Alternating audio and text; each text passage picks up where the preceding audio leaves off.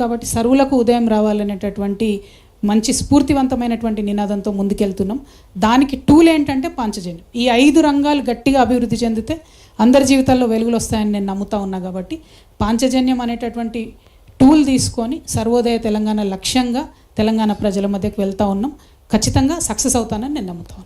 నమస్తే కవిత గారు. నమస్తే. నమస్తే అక్క, నేను ప్రదీప్, వెలుగు రిపోర్టర్ని. First I would like to say all the best అక్క.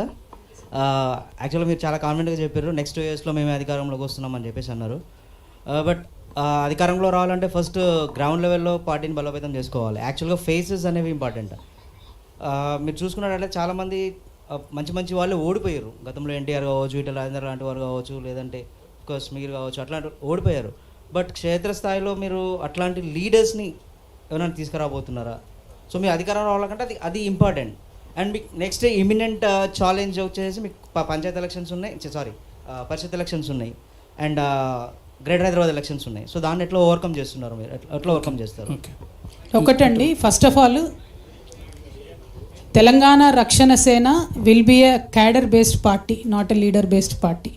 క్యాడర్ బేస్డ్ ఎందుకంటున్నా అంటే నిరంతరం ప్రజలతో టచ్లో ఉండి ప్రజల నుంచి వచ్చే సమస్యలను అడ్రస్ చేసేటటువంటి ఒక పార్టీగా ఉండాలని నేను బలంగా కోరుకుంటున్నా. మరి గొప్ప గొప్ప లీడర్లు ఉన్నటువంటి పార్టీలు కూడా ఓడిపోయినాయి. మీరు అన్నట్టు ఇందిరాగాంధీ ఓడిపోయింది, పివి నరసింహారావు ఓడిపోయింది, ఎన్టీఆర్ ఓడిపోయింది. లీడర్ అన్నది ఇంపార్టెంట్ కాదు. లీడర్ని ఎవరు తయారు చేస్తారు? ప్రజలే తయారు చేస్తారు.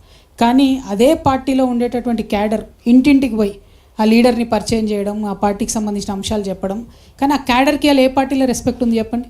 భారతీయ జనతా పార్టీలో పనిచేసే ఏ కార్యకర్త కూడా ఇలా హ్యాపీగా లేడు. కాంగ్రెస్ పార్టీలో పనిచేసే ఏ కార్యకర్త కూడా ఇలా హ్యాపీగా లేడు. బీఆర్ఎస్ పార్టీలో పనిచేసే ఏ కార్యకర్త కూడా హ్యాపీగా లేడు. తెలంగాణ రక్షణ సేన మాత్రం అది మార్చాలనుకుంటుంది. ఎందుకంటే ఒక సోషల్ ఇంట్రెస్ట్తోని వాళ్ళు చేస్తున్నటువంటి పనులు పక్కకు పెట్టుకొని నేను ఎంతో కొంత ప్రజలకు చేయాలని ముందుకొచ్చేటటువంటి కార్యకర్తలకు అత్యంత విలువనిచ్చేటటువంటి పార్టీగా తెలంగాణ రక్షణ సేన ఉంటుంది. ఖచ్చితంగా ఒక క్యాడర్ బేస్డ్ పార్టీగా ప్రతి బూత్లో మేము కమిటీలు వేసుకుంటాం. Not for every village, every booth మాకు కమిటీస్ ఉంటాయి. అద్భుతంగా పనిచేస్తాం. ప్రతి జిల్లాలో ఆఫీసులు పెట్టుకుంటాం. మా ఫిలాసఫీ ఏదైతే ఉందో, సర్వోదయ తెలంగాణ ఏదైతే ఉందో, పాంచజన్యం ఏదైతే ఉందో అది ఖచ్చితంగా గ్రౌండ్ లెవెల్ వరకు తీసుకెళ్తాం. ప్రజలకు అర్థం చేపిస్తాం. ప్రజల ప్రేమను చూరగొంటామనే విశ్వాసం నాకున్నది.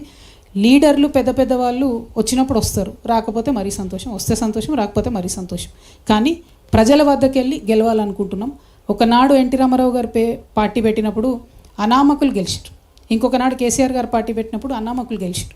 ఎప్పుడైనా ఒక కొత్త రెవల్యూషన్ వచ్చినప్పుడు ప్రతి 25 సంవత్సరాలకు ఒకసారి వచ్చే ఈ రెవల్యూషన్ ఇప్పుడు మేము కరెక్ట్గా చరిత్రలో సరైనటువంటి మలుపులో నిలబడి ఉన్నాం. చరిత్ర సృష్టిస్తామనేటటువంటి విశ్వాసం మాకున్నది. Thank you. కవిత గారు నమస్తే. మీకు మీ పార్టీకి శుభాకాంక్షలు. నా పేరు పద్మరాజ్ అండి, నవ తెలంగాణ బ్యూరో చీఫ్ని.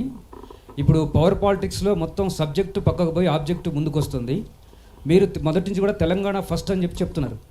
అయితే మీరు చెప్పినటువంటి పాంచజన్యంలో ఉన్నటువంటి అంశాలన్నీ అమలు చేయాలంటే కేంద్ర ప్రభుత్వం పైన పోరాడాలి. ఎందుకంటే తెలంగాణతో పాటు అన్ని రాష్ట్రాలు కూడా సఫర్ అవుతున్నాయి, ఆర్థిక దిగ్బంధనంలో ఉన్నాయి. మీ యొక్క స్పీచ్లో కానీ మీ యొక్క మొత్తం చెప్పేటువంటి అంశాల్లో కానీ కేంద్ర ప్రభుత్వం పైన నికరంగా పోరాడతాము, తెలంగాణకు సంబంధించిన అంశాలు అనేటువంటిది లేదు. అలా పోరాడకుండా, ప్రశ్నించకుండా ఇవన్నీ ఎలా సాధ్యమవుతుంటారు?